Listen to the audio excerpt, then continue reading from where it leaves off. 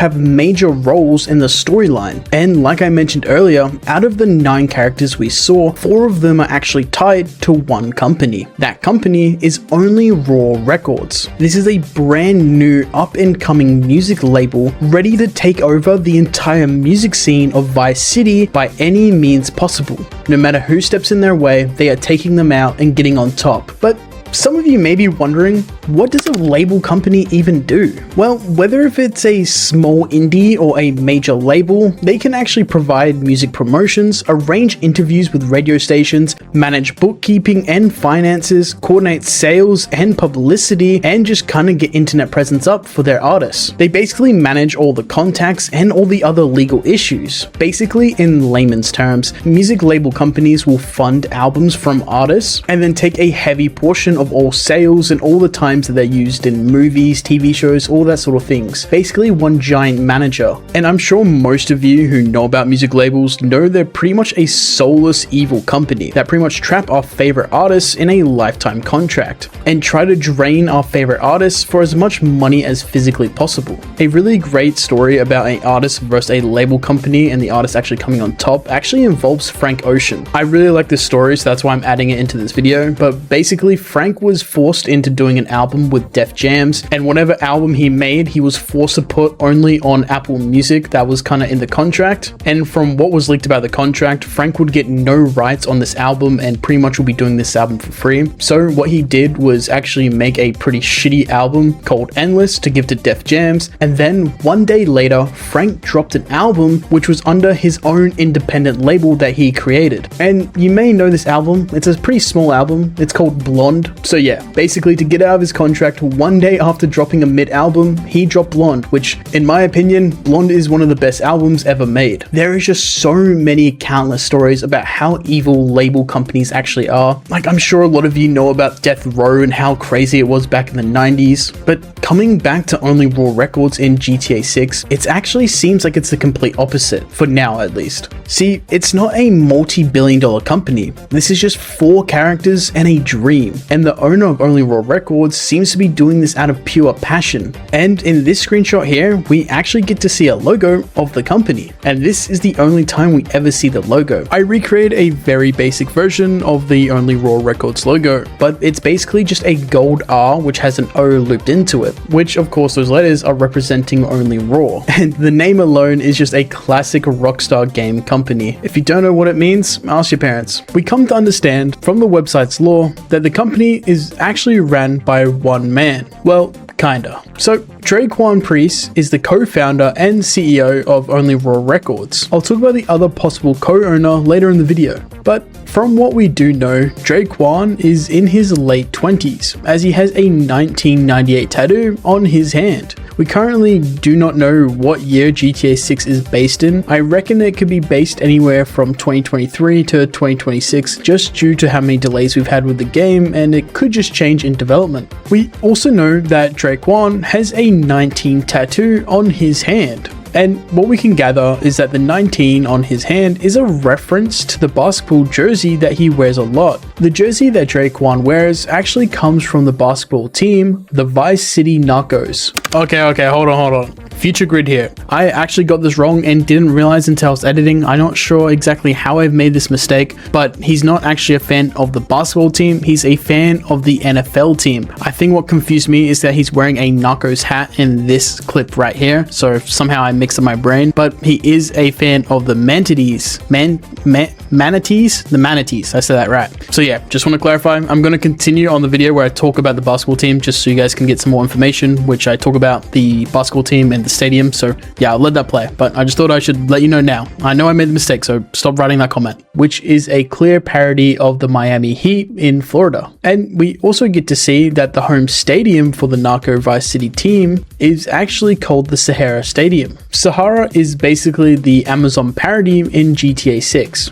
and the actual stadium in real life is of course the Kaseya Center. Alright, so moving back to Draquan, we can also see that he has some other tattoos on him. One of his hands has a cursive tattoo, and unfortunately I am very illiterate when it comes to reading cursive, but luckily I had my good friend Brogan Bev, a fellow GTA content creator, come in clutch and decipher it for me. So the tattoo is just win some, lose some.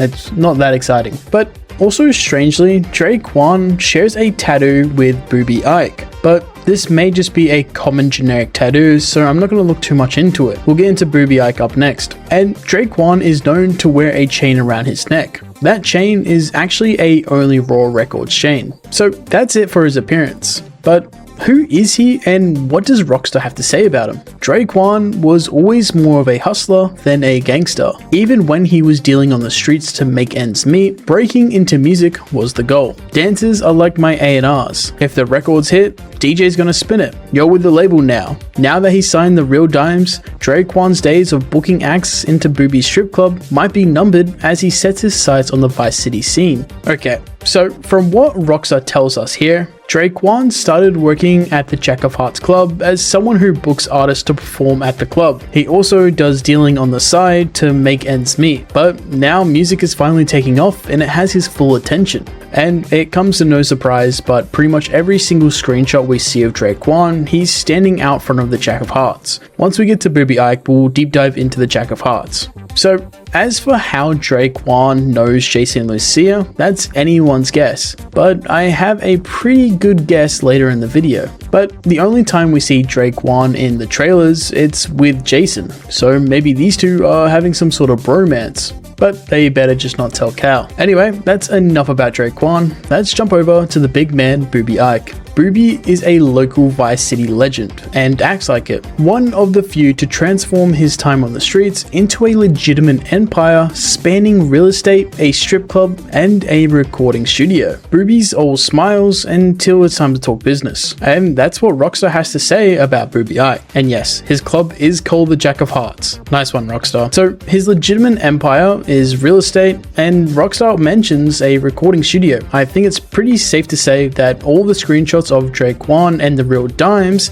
in a studio is of course in Booby's studio. I think before Drake 1 and Booby created their partnership, Booby seems to be involved with the music industry to some extent, as we can see him wearing a gold vinyl pendant on his chain. And taking a look at Booby's tattoos, we can actually see that each one of his fingers has a unique special tattoo. And after analyzing it, I think it helps build the character of Booby Ike. The first finger we can see has a diamond tattoo on it, symbolizing to me money and wealth, something that Booby has always been chasing. The next tattoo is of a musical note, and again this confirms that I think Booby has a strong connection with the music industry before he met Drake 1. The next tattoo is of a bullet. Remember, he is a legit business owner on paper, but deep down Mr. Ike definitely has a background in crime. We know this as Rockstar leaves a quote on their website for Booby, which states, "The club money paid for the studio, the drug money paid for it all." Coming up to his next tattoo on his finger, it has a K and a club, and I came to the conclusion that this is a reference to the King of Clubs card, which definitely symbolizes that Booby sees himself as the king of clubs. Like nightclubs and strip clubs, he is the king. And coming over to his other hand, it follows the same pattern of tattoos on each finger. So this one here is a tattoo of a heart with the letter J, which to me is a direct reference to, yeah, you've guessed it, the Jack of Hearts, his very own nightclub. The next tattoo is of a crown, a king's crown. More symbolism of Booby being the king. His next tattoo seems to be covered by this gigantic gold ring of a lion. And yes, the lion is also wearing a crown. And as we all know, the lions are the king of the jungle, just like Booby is the king of the clubs. Or maybe this is Rockstar telling us that Booby Ike is the king of Vice City. Okay, so coming to his final finger. And after this, we can stop talking about Booby's fingers, which is a crazy sentence to say out loud. But the last tattoo is of a $sign. So yeah, more of his goals of wealth. And funnily enough, I actually found a mistake from Rockstar when I was deep diving and analyzing every single screenshot and footage of the game for this video. Because if you come to this screenshot here, Mr. Ike is holding a double cup. He's double cupped up right now. And if you take a look at his fingers, you can see that he has no tattoos. And yep, I'm cancelling my pre-orders, and I think you should as well. This is definitely going to be a Cyberpunk launch now. It's going to be unplayable. Now, okay, all jokes aside, this is not really a big deal whatsoever. It's just a screenshot, and honestly, Rockstar could just say this is a screenshot before he got the tattoos and completely just fucked me up. Or maybe it's someone else holding the cup and is slowly feeding him some lean. Anyway, let's move on to the rest of his tattoos. We can honestly see just some pretty generic tattoos when it comes to the rest of his tattoos. Nothing really important. Like, we have a tattoo here of a kid flexing cash. We also can see a gambling tattoo with a few cards and a few dice being thrown. He also has 2 different word tattoos, but there's no good screenshots of him where the tattoo is visible enough for me to try to make out what it reads. So yeah, we're just gonna have to wait. Another thing about Booby is that he has a small scar on his cheek. And yeah, not too sure why he has one. We have such very limited lore on all these characters, so I don't think Rockstar has time to explain the scar on his cheek, but I thought it was interesting enough to add. And another very important thing about Mr. Ike is that he loves gold. He's so dripped out with gold that he has gold grills, and even his phone is covered in gold. And if you're wondering, yes, the magazine of his gun is also gold. But we still have one more bit of information that Rockstar adds on their website. Top quality cuts. Booby might seem like he's just out for himself, but it's his partnership with the young aspiring music mogul Drake Kwan for Only Raw Records that he's most invested in. Now they just need a hit. So look, a lot of people in the community believe that Booby is going to be our secret villain who's going to betray everyone. And honestly, I just don't believe that whatsoever. Rockstar even says he's all smiles until it's time to talk business. And Rockstar tells us straight up that he values the partnership with Drake Kwan a lot and that he's investing all of his time into that partnership at Only Raw Records. So it makes zero sense to me that he's just going to switch up on us. And like I mentioned earlier when talking about Drake Kwan, I'm not entirely sure if Booby is a co-owner of Only Raw Records, but when Rockstar does say partnership, I think that could mean he's a co-owner and a heavy investor. So yeah, again, it doesn't really make sense for him to be the villain. And also massive thank you to the Giannis mapping community who have actually pinned where the Jack of Hearts is located. And the location is actually in Crosstown.